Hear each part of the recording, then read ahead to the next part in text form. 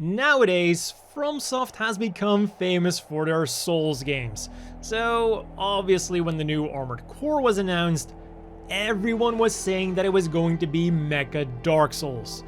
But then FromSoft came out and said that it would absolutely not be a Souls game. So without any worries, I boarded my mech, started the tutorial, learned the ropes, and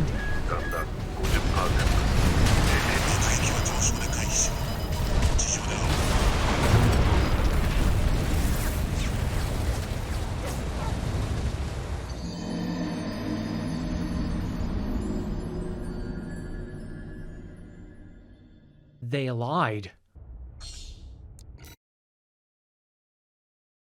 Okay, I kid.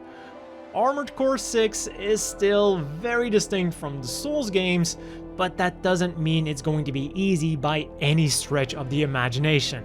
And Filtercopter here, which again is in the tutorial, is a very good example of this.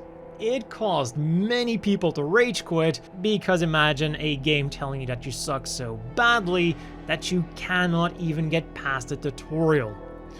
But I think that this is actually the perfect opening fight for a game like this. It tells you exactly what the experience is going to be like in the first 10 minutes of the game. You assemble your mech in whatever way you want, blast through some mobs with controls that feel responsive, smooth, and any other good things I can say about them, and then you meet a boss that blasts through you. This then gives you multiple options. Try again from the checkpoint, which starts you right at the beginning of the boss battle with the same gear, allowing you to get right back into it, and then learn how the boss battle works and adjust your tactics accordingly. Maybe you need to fly more, maybe you need to dodge more, maybe you didn't spot his weakness, or maybe it was something else. Don't worry, you have unlimited continues, so the game never feels cheap in that way. Or even better, after the tutorial battle, you can even change your mech on the fly with the assembly option, and you'll still be able to try again from the checkpoint. You took a bazooka to defeat a highly agile foe, you took a gun to a knife fight, no problem. Just switch them out, as long as you bought them, and try again. Or you can try the final option and quit, which could actually be legit advice here. Filtercopter isn't how every mission is going to play out, but it is how most missions are going to play out. In a way, the tutorial here isn't to just ease you into the game and teach you how it's going to work, it is the game. So if you're already getting annoyed here, just wait until you get to some of the later bosses, like pre-nerf Baltius. But that is also the beauty with getting this game on Steam. You'll encounter Filtercopter well within Steam's refund policy. So if you're unsure about the game, just give it a shot and you'll immediately know if you like it or not. Or as some people will say, you'll find out if you're good enough or not. Because with the way the game controls, you really only have yourself to blame. Even with heavy weaponry, your mech will still be dashing along the field and power dodging enemy fire. Again, I cannot overstate how awesome these controls feel. And now that I'm looking back at my recordings, how awesome they look as well. The sense of speed is real here. But variety is the spice of life, and that is where Armored Core 6 really excels.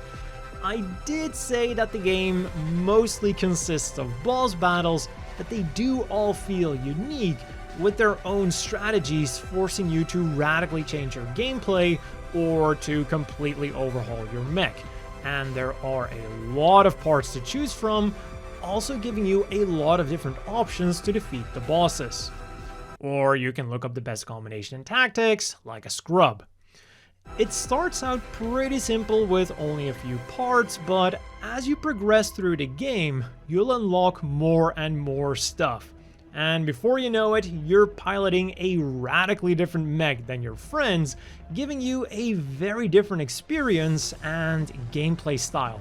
You can make a light, speedy mech with almost no armor, a slow, heavy mech with overwhelming firepower, or any combination you can think of, which is only limited by your imagination and the amount of energy you have. And when you're done with selecting the parts and weapons, you can dive into the rabbit hole that is the color scheme and the emblem. I'm not gonna go into it too deeply here, but it's so deep that you can change just about everything to create and recreate whatever you want. People have spent hours on this alone. But if you just want to wreck stuff, no problem. Select one of the cool presets and be on your way. Or people will also share their builds and emblems with the code system. So simply put in the code and you will get their exact mech and or emblem.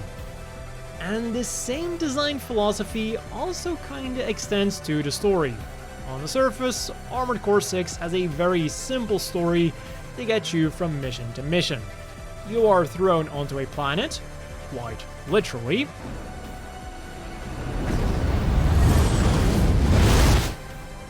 where there are multiple factions fighting over control of its most important resource, coral. You, on the other hand, are just fighting to start a new life, so you'll take up whatever mission from whatever side who wants to give you a mission. Gradually then, the story gets more complicated, with the typical corporate backstabbing and whatnot, and you can go even deeper by collecting the data logs during the missions. Still, the story definitely takes a backseat here, and there's also a good chance that you'll miss a lot of it the first time around.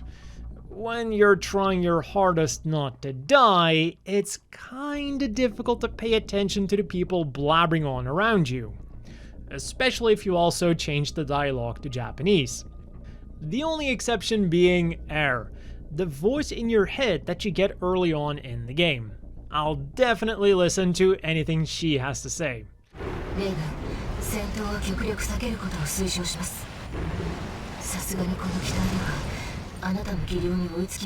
A few moments later.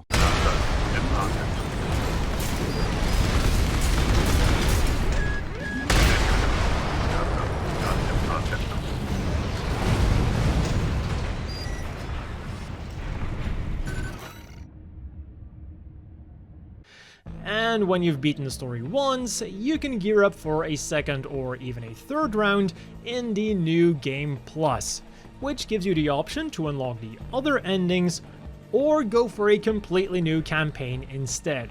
Also, here I plan to make a joke about how the final boss was really difficult, but it turns out that ramming your cannons up someone's ass is a very effective strategy. And besides the campaign and customizing your mech, you also have some other cool distractions as well. You've got the arena, where you can fight other mercs one-on-one and advance through the ranks, while at the same time earning some valuable upgrades for your mech. And then you've got the nest, also known as the online component. Go for 1 versus 1 or 3 versus 3 against friends or random people online. Just don't expect too much. It's about as bare bones as it gets, and reminds me of the old Halo Combat Evolve days. You just join a room, wait for the match to begin, play the match, rinse and repeat. There's no ranks to be gained, prestige to be had, or scores to be tallied.